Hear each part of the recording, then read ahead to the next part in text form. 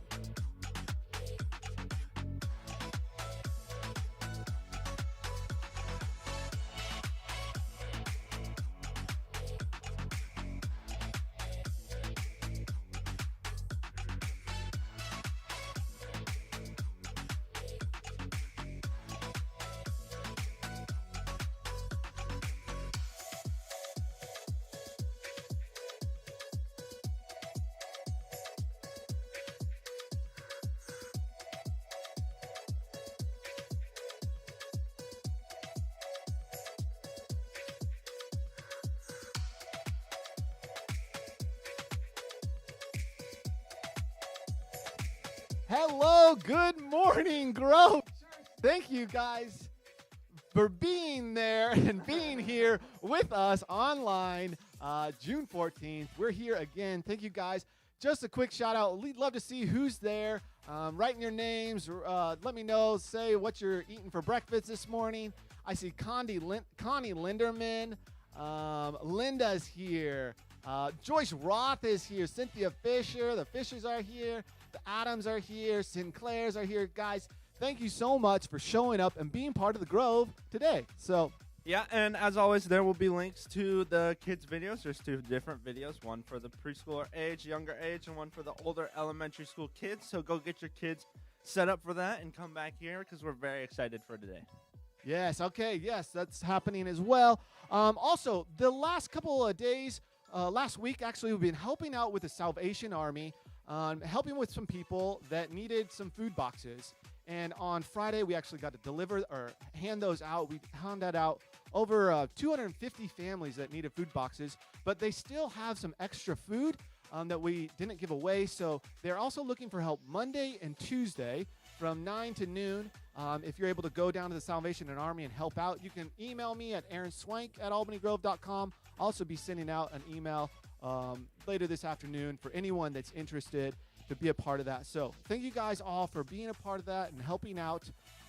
That was really awesome for me to be there and actually see the generosity of our church and what you guys have been doing. So awesome. Okay, so every week we've been doing trivia, all right? And we've been doing a different way of trivia. This week we're going to be giving away something awesome, something great, probably our biggest prize yet, $25 gift card. You can spend that wherever you want, okay? Probably go to the Target or something like that, maybe the Walmart and spend it like $50 there. All right, so the game here today is LJ has been spending a lot of time just at his house playing music. We're going to play Stump LJ. What I want you to do is write into the comments any song that you know. Any song that you think, can I stump LJ with this song? And we're going to see if he does not know your song. What's going to happen is we're going to see it. We're going to read it off one of the different titles. So write down a title of a song right now in chat, and we will see if LJ knows that song at all. While we're getting those comments, though, I just want to let you know, Tuesdays we have a small group with James online, 9 o'clock p.m. on Tuesday night. So that's still happening. Make sure you don't forget that. We got some songs coming in. Are you ready for this? I'm always ready. All right, the first one is, let's see, by Mark Cuvion. Is that how you say it right? Freebird. Freebird. Do you know how to play Freebird? Of course. Ready? Ooh, I'm a free bird, flying my wings through the sky. I'm a free Dang, bird. he is good. That was perfect. Air high five. Oh my goodness, he nailed it. Nice try, Mark. Nice try. Can we get another song? Okay. Easy. Good try, Mark. Okay, Give us some hard Alex ones. Karstens. Here we go. Heaven Sent by the Steel Drivers. Heaven sent? Heaven Sent by the Steel Drivers. Do you know that one? Yeah, of course. Okay. Let's see. All right. I'm an angel sent from heaven.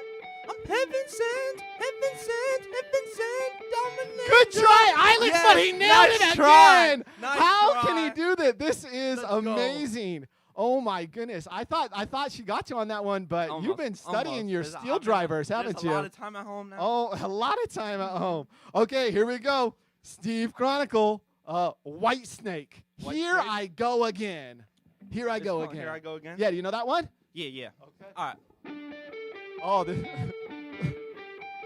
one means a lot to me. Here I go again. Here I go again to Grandma's house. I love her cookies so much. there it was. Yes! That was it. He Yes! nailed it. LJ is on fire. Yes.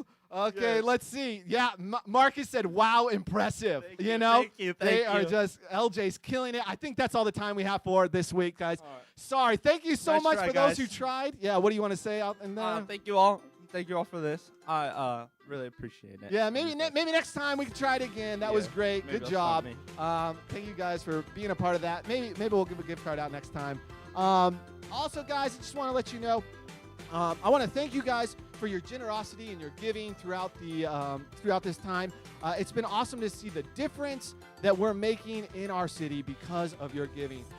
We have this awesome benevolence fund where people that are maybe in struggling times right now, that we are able to step into their lives and just help them out at this time. And so it's so cool to see the giving of the church, how we're influencing and affecting our community. So we thank you guys for that. And yeah, perfect. And also, we want to see how God is working in your guys' life. And so you feel free to write in the chat. Maybe it's like a verse that felt special to you that you read throughout the week, or a song you heard, or like anything that just shows God in your life this week. Feel free to write that down in the chat. Awesome. That's great. Okay, thank you guys. More people? Yeah, we got a few more people. Anyone else you want to shout out there? Mindy Hall. James Carmike? No, I don't want to shout him out. No, James.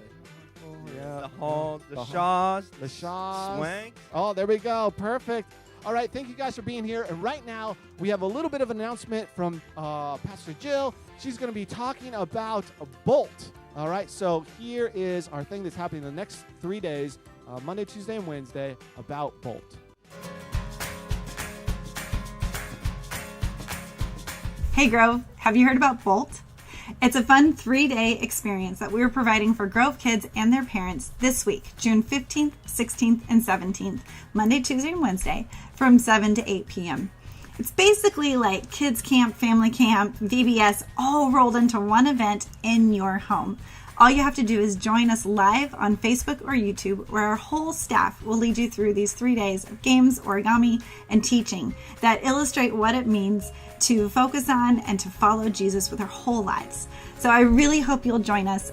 Just to give you a little sneak peek at some of the fun we're going to have, I'd like you to check this out.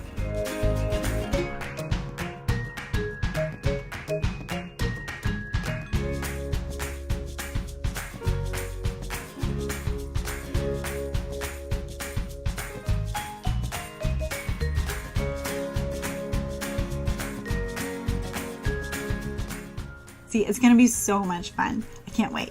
I've put out information for parents on both Facebook and email. And then also at our albanygrove.com church online tab, we have a list of a few minor supplies that you'll want to make sure you have on hand to have the most fun.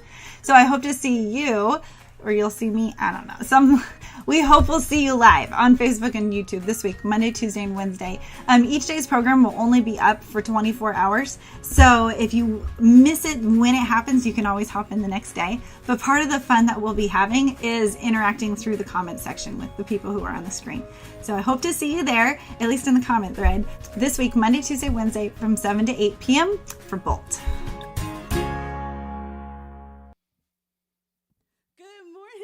Church, thank you so much for being with us this morning.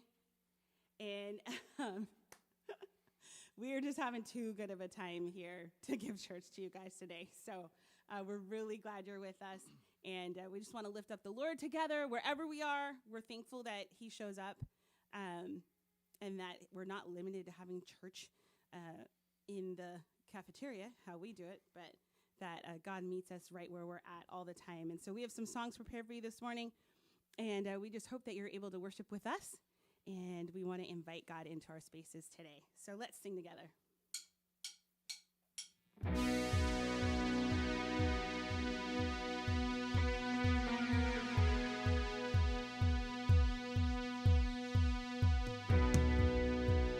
Search my heart and search my soul. There's nothing else that I want more.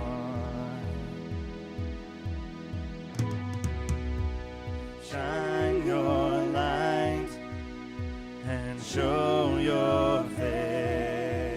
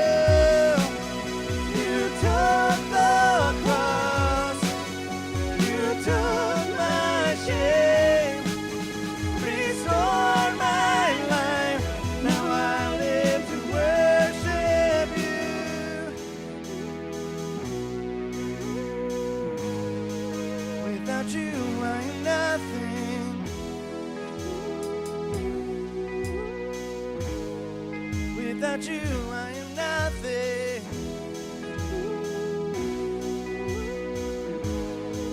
Without you, I am nothing. Without you, I am nothing. Without you, I am nothing. Oh, without you, I am nothing. Oh, without you, I am nothing. Oh, without you, I am nothing. Without you, I am nothing. Without you, I am nothing. So with all my heart, with all my soul, with all I am, Lord, I will follow you. You took the cross, you took my shame, restored my life. Now I live to worship you. So with all my life and all my soul, with all I am, Lord, I will follow you. You took the cross, you took my shame, restored my life. Now I live to worship you. Without you, I am nothing. Without you, I am nothing. Without you, I am nothing. Without you, I am nothing. Without you, I am nothing. Without you, I am nothing. Without you, I am nothing. Without you, I am nothing.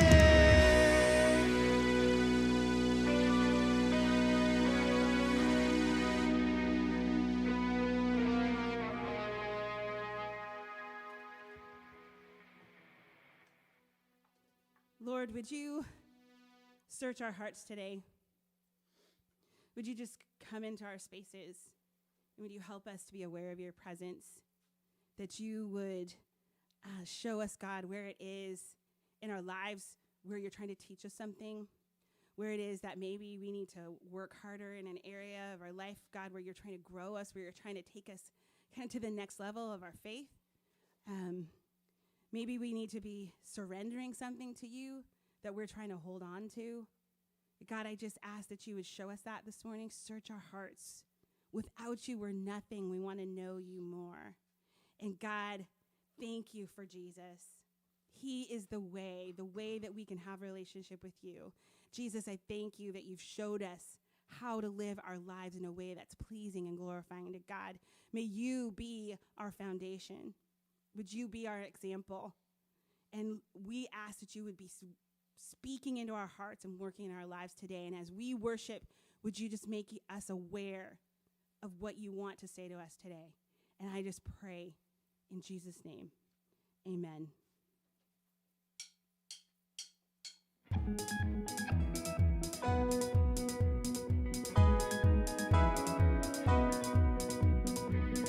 I was nowhere, you came to my rescue.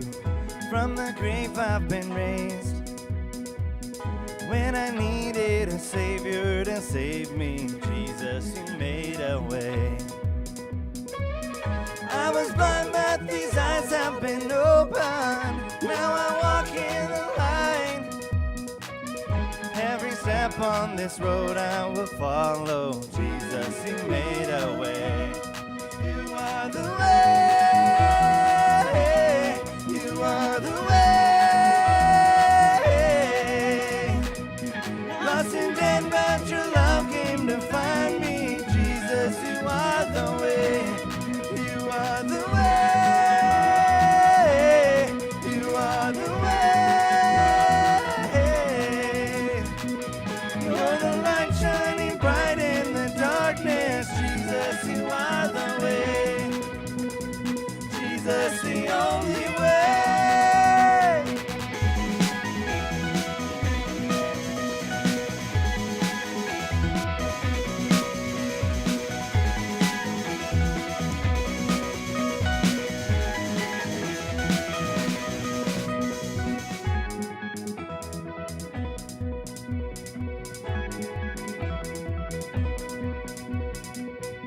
All my days are secure in your promise, never standing alone.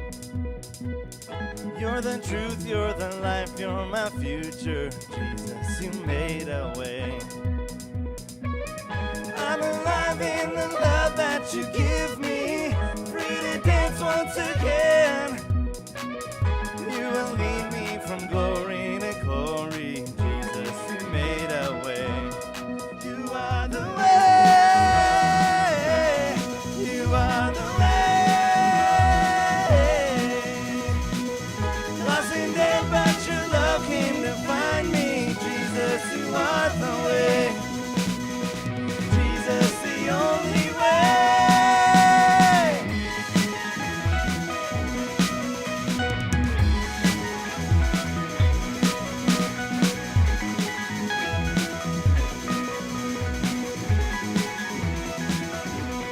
You are the way. You are the way. You're the light shining bright in the darkness. Jesus, you are the way.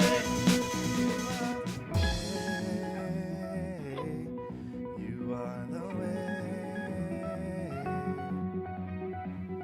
Lost and dead, but your love came to find me. Jesus, you are the way. To break every chain, break every chain, break every chain, and break every chain, break every chain, break every chain. Jesus, you're the way to break every chain, break every chain, break every chain. And there is power in the name of Jesus. There is power in the name of Jesus. There is power in the name of Jesus to break every chain, break every chain,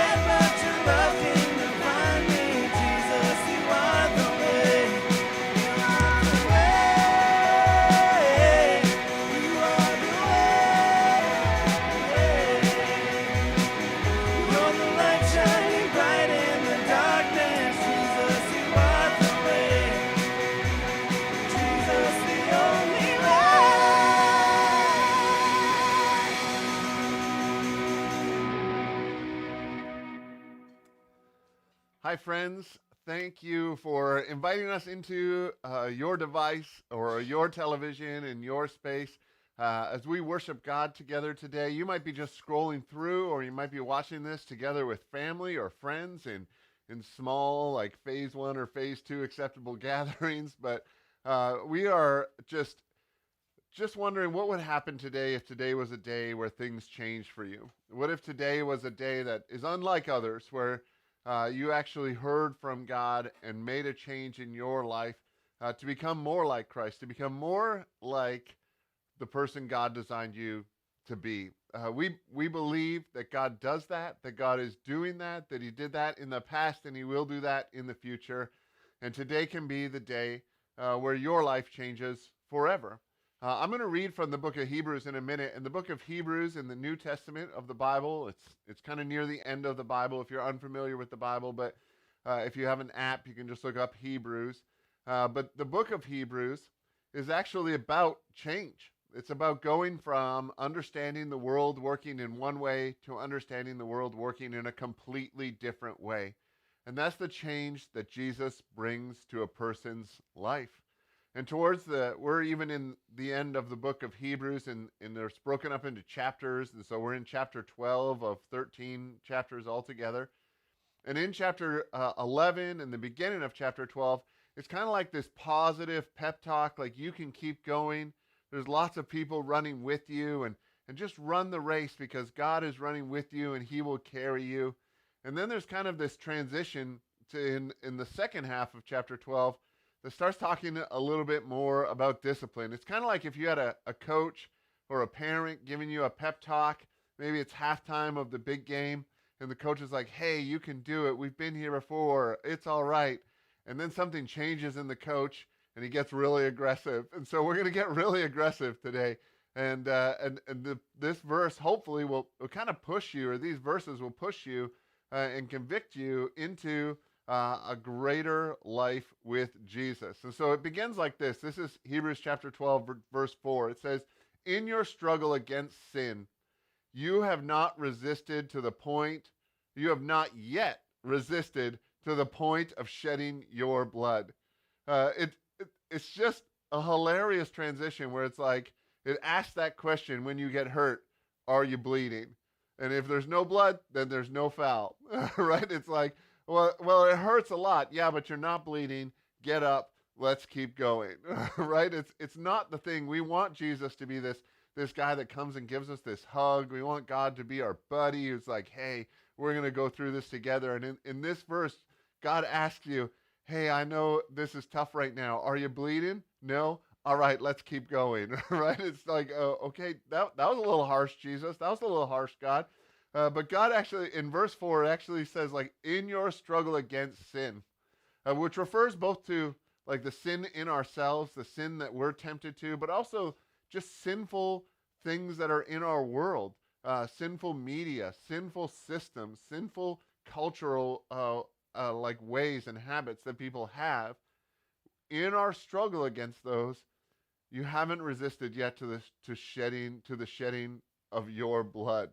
And so it's this switch from encouragement, buddy Jesus, to suddenly Jesus saying, oh, let me see, you're not bleeding. Okay, let's keep going. And this is how Jesus keeps going. He says, you haven't resisted to the point of shedding your blood, and you've completely forgotten this word of encouragement that addresses you as a father addresses his son. It says this, and he quotes Proverbs, which is an Old Testament book of wisdom, chapter 3. My son, do not make light of the Lord's discipline, and do not lose heart when he rebukes you, because the Lord disciplines the one he loves, and he chastens everyone he accepts as his son. Now, just some cultural things that are happening here. In the original audience that this would have been written to, it was understood that a father is good. And in our culture, a lot of us have experiences where a father is not good. And the expectations of what it was to be a father and the way that men lived up to those expectations was different in the culture that this was written in, and especially different a couple of thousand years before that when the book of Proverbs was written. And so there's a cultural change there, but also when it says, my son, or it says, God disciplines the one he loves, and he chastens everyone he accepts as a son. Because the father's role was to discipline and grow his sons.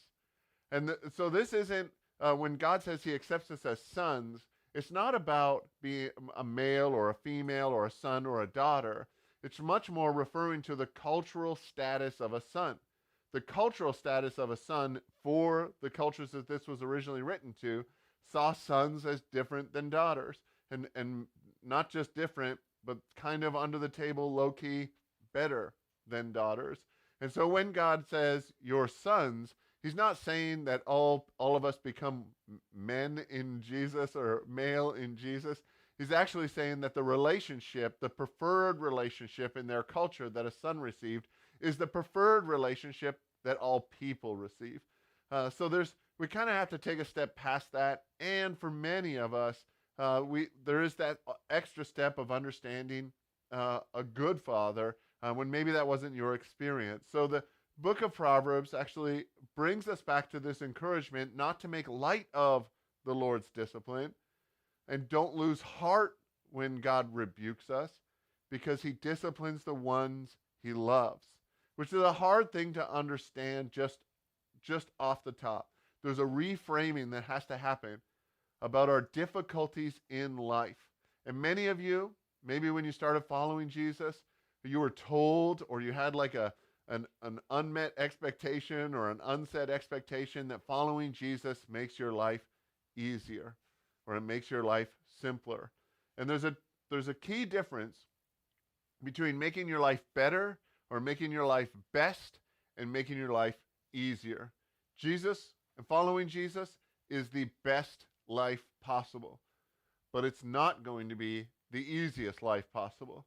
There's an individual and a corporate, as far as the church goes, level of discipline that it requires to put your full faith and trust in Jesus. It's not something that happens automatically. It's not natural. It's supernatural. But our natural tendency is to treat ourselves as God, to worship ourselves, to lift ourselves up, not to lower ourselves in order that he would be lifted up, in order that Jesus would be made famous. So it explains what this means in the rest of this passage that we're reading together. This is Hebrews chapter 12, verse 7, continues like this: to endure hardship as discipline, because God is treating you as his children. For what children are not disciplined by their father? You can see the rhetorical question there, like he couldn't imagine in their culture a father not disciplining his children. It says, if you are not disciplined and everyone undergoes discipline, then you are not legitimate, not true sons and daughters at all.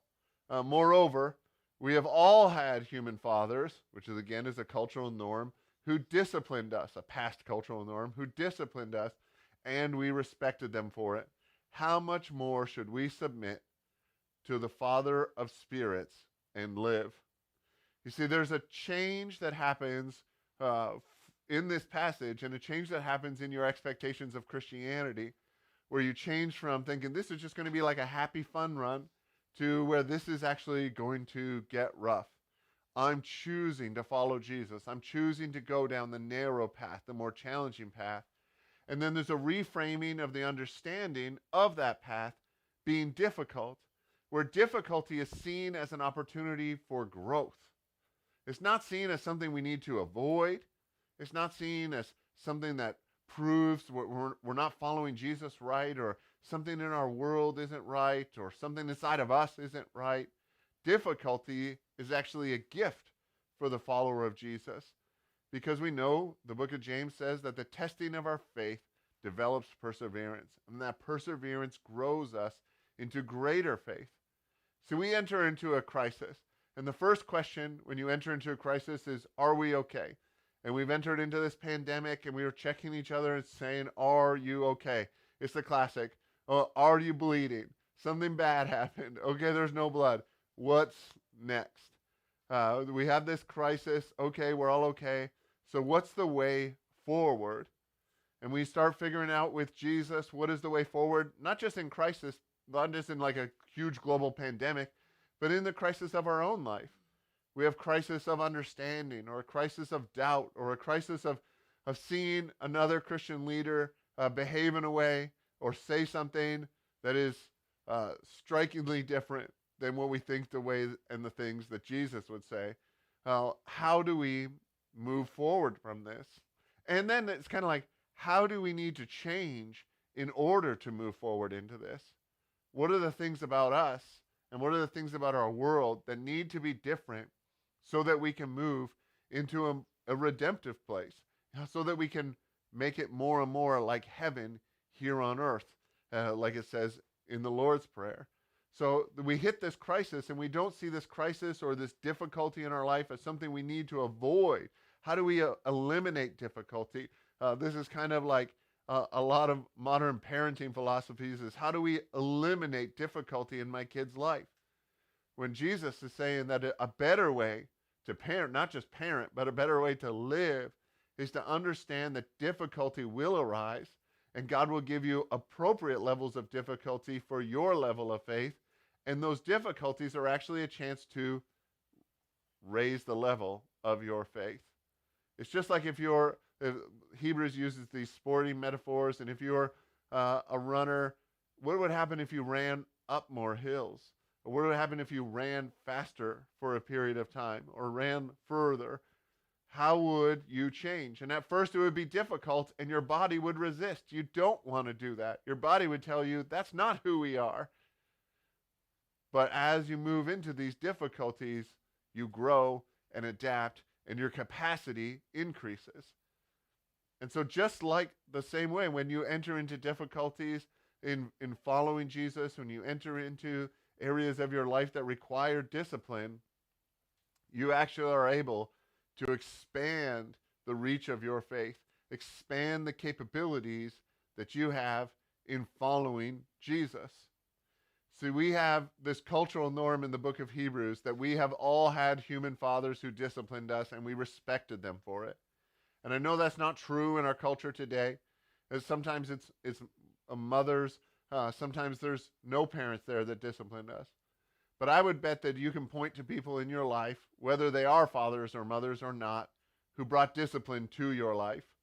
Coaches, if you spent time in the military, you had leaders, military leaders, maybe a first or a second job that you had where you had a great boss who actually expected more out of you than you were currently capable of. And because of their expectations and because of their investment in you, who you were and your capabilities increased. Who you were able to become changed because of the discipline that was given to you. See, if your life actually has no discipline, it's not actually love. It's more apathy. I've seen that too. If you see a coach and the team is there and he's disciplining certain kids, and then he doesn't notice that there's other kids on his team. It's not because those kids are so great they don't need attention. It's more because even if I paid attention to those kids, they're not going to be great. And there's a lack of investment there. It's an apathy towards those kids. Could you imagine a parent that doesn't give any discipline to their kid and then would say, oh, I love them, I let them make their own choices in the world? I would say they hate their kids. I would say they don't love their kids. We teach our kids simple things when they're young to be safe, and then more complex things when they're older to be safe and to interact with the world in order that they can grow into the person that we see that they can become. How much more is that true? How much more should we submit to God as our Father and really live? So when you enter into difficulty, and maybe this season's been difficult for you, maybe it's the pandemic, maybe it's other things that are going on in our world, maybe it's your job, maybe it's your family. But as you enter into these difficulties, you can enter into them thinking, how do I get out of this? How do I avoid difficulty? How do I move away from things that are hard? Or you can lean into those and say, what is God teaching me right now? Like, how can I change so that my capacity for faith grows coming out of the current difficulties that I'm facing. This is how Hebrews continues. In verse 10, it says, they, meaning like our fathers, their fathers in their cultural time. For us, it might be a dad or a mom or a grandparent or a coach or a teacher. They disciplined us for a little while, as they thought was best. But God disciplines us for our good, in order that we may share in his holiness. And no discipline seems pleasant at the time, but painful. Later on, however, it produces a harvest of righteousness and peace for those who have been trained by it. See, God disciplines us out of his infinite wisdom, because he knows better than us what we need. He knows better than us what our capacity and what our destiny is. And so he disciplines us for our good. And the results of this discipline are listed here in two different ways. The first result of discipline is holiness. Holiness is, you might just think it's a Bible word or something, but it actually means to be set apart. But not set apart from something, and not set apart away, but set apart to God. Set apart from the culture or from yourself or from the sin that you struggle against, and set apart in a special way, chosen and like God.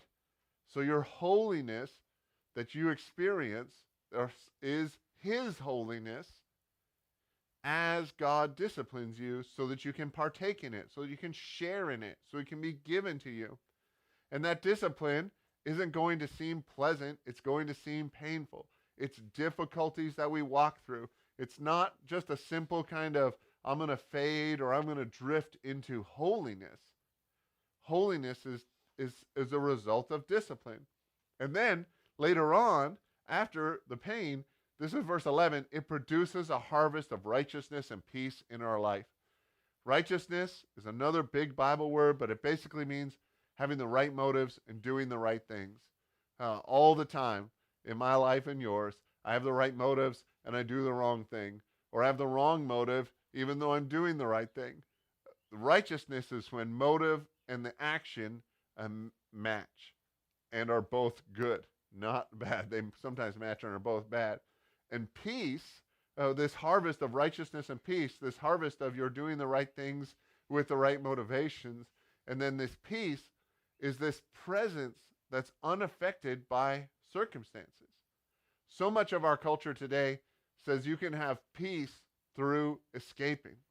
You can have peace by a vacation. You can have peace by creating a life that's free and unaffected by the issues or the circumstances of the world around you. And so we use our wealth or we use our privilege to isolate ourselves to create something that resembles peace. But true peace and the peace of God is actually being present in the world, present in the difficulties, present in the crisis, present in the protests, present in a way that people see you there, yet not panicked, not stressed, not worried. Present in a way that brings the presence of Jesus there also. That's what holiness does in the world around it. And so after this long difficulty, or after the many steps that you take in your faith following Jesus, your capacity for faith grows, and the result is you find yourself doing the right things for the right reasons. You find yourself no longer trying to escape the world, but you find yourself present in the world, unaffected by the situation or the circumstances that you happen to find yourself in. See, there's a reframing of the results of discipline. I think people will avoid the difficult life or avoid the discipline of the Lord or the discipline of growing the capacity of your faith because they're unsure of what those results are. Will God call me to be a missionary in some faraway place? I don't really want that. Will God make me be one of those people that yell in a megaphone on the corner or turn into what I think is a religious nut? None of those are the things that Jesus were. And it's not just that there were no megaphones. But Jesus wasn't a guy that people looked at and said, I don't know what the Looney Tune is talking about. Jesus was a person that spoke to people's hearts, that lived in the midst of his culture, and his culture did not distract him from the destiny that God had put in front of him. Jesus did the right things with the right motivations, and he was unaffected by his circumstances. This is the peace of God and the righteousness of God that you can experience. Now, at the beginning, I talked about how this is a shift, and maybe the coach at halftime is saying all these positive things to you, and then he says, hey, you're not bleeding, let's get going. And it's starting to feel positive again, and now we're going to shift back to a little more aggression, and he's like, the Bible's actually going to call out some of you who can't do push-ups. So this is verse 12. It says, therefore, strengthen your feeble arms and weak knees. Make level paths for your feet so that the lame may not be disabled, but rather healed. I mean, I think this is kind of aggressive, right? This is kind of like all of a sudden we find out Jesus was really into CrossFit and always had to talk about it. It's like we need to get together and strengthen those feeble arms and strengthen those weak knees, right? Like the thing is, it's not, well, this should be like a theme for like ministries in all churches, right? Like church should be like sleeveless and everyone's rolling in and you can tell how Christian you are by how jacked your biceps are. But it's actually a metaphor. It's actually a metaphor. It says to strengthen your feeble arms and your weak knees. It's actually referring to your avoiding discipline. So you go in and you're lifting weights and you're always lifting weights you're capable of lifting. And so your arms never change. You never move down the rack and do something that's might be a little difficult, might be a little hard. And I see all sorts of people in this time, and Aaron and LJ talked about it in the beginning when the church is doing things in our community. The church is stretching itself and moving outside of its comfort zone. The church is participating in the systems and institutions that need to change in our city and in our country. I see this happening, Grove, but I also see people who have a definite barrier, and I don't want to move past that because I don't know what's over there. I don't know what the results of discipline are. And if this is kind of, we said this, the results of discipline is holiness, is righteousness, is peace, the peace of God. And then it gives this example of feeble arms and weak knees. And it's actually like, this is what a Christian looks like when they live an undisciplined life. And this is what a Christian could look like when they live a disciplined life. You see, some saints are walking around on earth. Some Christians are walking around on earth. And the image from heaven looking down, they look like the Rock wearing a tank top because they've got so much faith. They're just like the angels and God and the Christians who are in heaven already are just looking down and being like, I've never seen this. Like, I'm so jealous. And that's the feeling that we have. This is why Christianity or churches can't become sleeveless places, because there's a lot of people that are, instead of strengthening their feeble arms and their weak knees, are working hard to hide it, or working hard to wear outfits or set up their life so that you don't notice, so that the people around them don't see that they're not living into the full capacity that God has for them and the destiny that Jesus dreams for them. See, we're to strengthen our feeble arms and our weak knees and make level paths for your feet so the lame may not be disabled, but rather healed. And that actually doesn't refer, like that's from Proverbs 4:26, and the make level paths for your feet is actually like just a saying that they have to give careful thought to your action. Like, think about your life. And the lame, it's not other people. It's not referring to people who can't walk, but rather the parts of you that are holding you back from running with God. See, our preparation as followers of Jesus is a preparation expecting struggle. Followers of Jesus, and if you're not a follower of Jesus, I'm not speaking directly to you right now, But you should be strengthening yourself. You should be making your knees stronger so you're not faint, so that you can run into the difficult and capacity growing areas of our world and areas of yourself. See, we're working against the parts of us that are weak because we're struggling against sin. And we're struggling against the sin in ourselves and building our capacity to have victory. But we're also struggling against the sin in the world. The places that we see people going hungry, places that we see people being oppressed, places where we see people being isolated.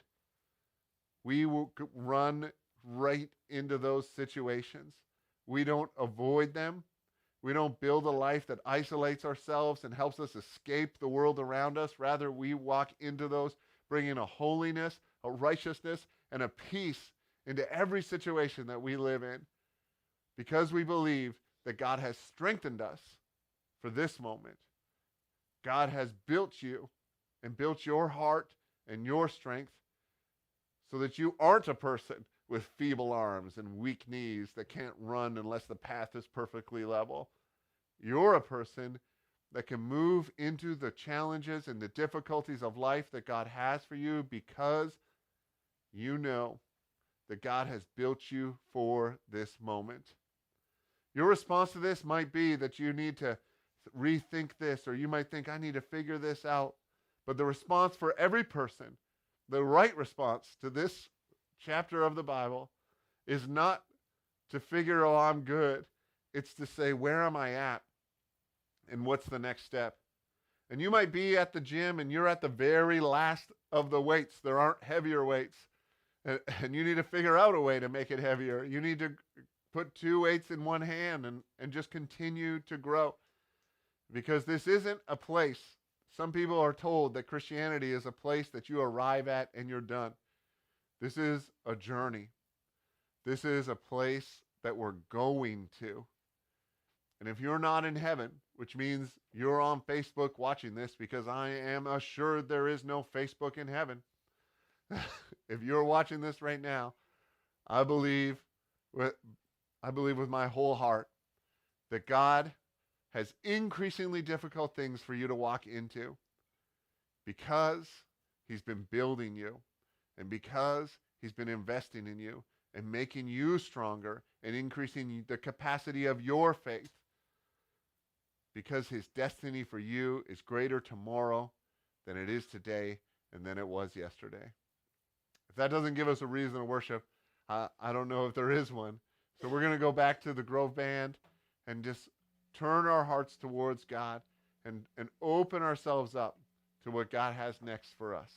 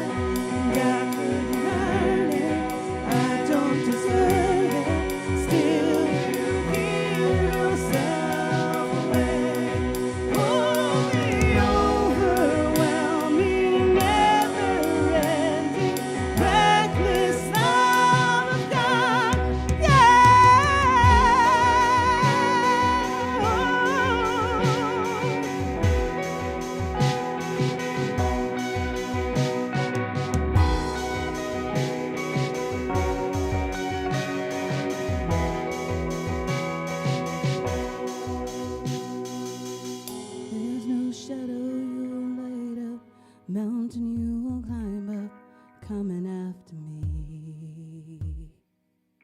There's no wall you won't kick down, lie you won't tear down, coming after me. There's no shadow you won't light up, mountain you won't climb up, coming after me. There's no wall you won't kick down, lie you won't tear down, coming after me. There's no shadow you won't light up, mountain you won't climb up, coming after me. There's no wall you won't kick down, lie you won't tear down, coming after me. There's no shadow you won't light up, mountain you won't climb up, coming after me. There's no wall you won't kick down, lie you won't tear down, coming after me. Oh, the overwhelming, never-ending, reckless love of God. Oh, it chases me down, fights till I'm found. He's the 99. I couldn't earn it, I don't deserve it. Still, you give yourself away. Oh, the overwhelming, never-ending, reckless love of God.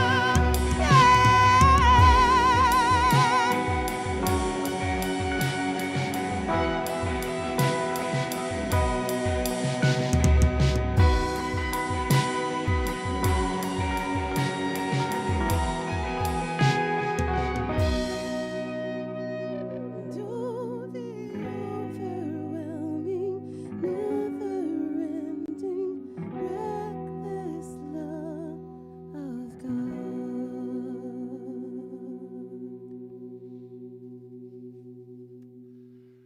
Grove Church, in light of Hebrews chapter 12, when you face difficulty this week, when your faith is tested this week, remind yourself that you expected this.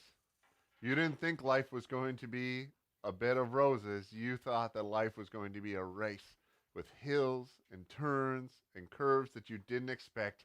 And all of those are given to you by God to grow you into something that you couldn't have even believed you could be in the beginning. Hey, so tomorrow, Monday, Tuesday, Wednesday, we're having Bolt. And I want to encourage you to be a part of this. It is of all ages. You just tune in. If you've got kids, there's a shopping list that you need to grab a hold of so that you have the right equipment at your house to be able to have this. But from 7 to 8, it's going to be the highlight of your family's day and a highlight of the whole month for your kids. While everything in their world is different. The end of school was so weird, and now our summer kids camp is going different, all online. We're going to make it as fun and as growing of an experience as we possibly can for the kids that call the Grove their home. So check the video again. I hope to see you online tomorrow night. I'll be there, and I hope you'll be there too. 7 o'clock, Monday, Tuesday, Wednesday. Thanks, Grove. God bless. See you later.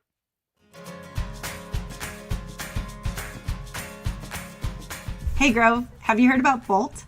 It's a fun 3-day experience that we're providing for Grove kids and their parents this week, June 15th, 16th, and 17th, Monday, Tuesday, and Wednesday, from 7 to 8 p.m.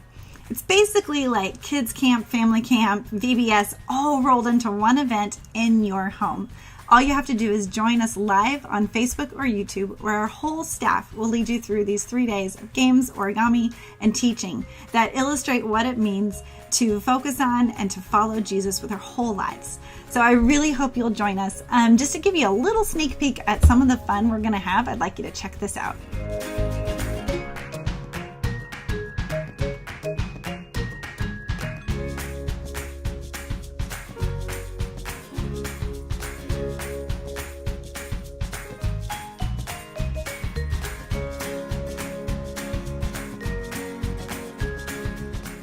See, it's going to be so much fun. I can't wait.